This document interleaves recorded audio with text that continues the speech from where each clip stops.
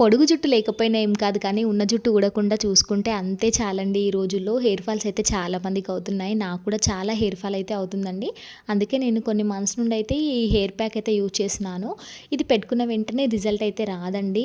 1, 2 months అయితే use చేశాక మీకు రిజల్ట్ అయితే తెలుస్తుంది. దానికోసం అయితే నేను ఇక్కడ మెంతుల్ని 1 డే నైట్ అయితే సోక్ చేసి పెట్టుకొని ఇంకా ఎర్లీ మార్నింగ్ అయితే ఇట్లా మిక్సీలో వేసేసుకొని అందులో హైబిస్కస్ ఫ్లవర్స్ అండ్ లీవ్స్ అయితే వేసేసి అండ్ ఇంట్లో ఉండే కలబంద ఉంటది కదండీ! దాని నుండి అయితే ఇట్లా గుజ్జైతే తీసేసి అందులో కర్డ్ అయితే యాడ్ చేసేసి మిక్సీకి అయితే వేసేసాను. ఇలా అయితే మెత్తగా పేస్ట్ చేసేసుకొని ఇంకా హెయిర్‌కి అప్లై చేసేసుకోవాలి. నేను ఇక్కడ ఒక బ్యాంగిల్ తీసేసుకొని దాని చుట్టూ అయితే హెయిర్ పెడుతున్నాను. నాకు చాలా ఈజీగా అయిపోతదన్నమాట ఇలా పెడితే. అన్ని హెయిర్స్‌కి మంచిగా అప్లై చేసేసేయొచ్చు.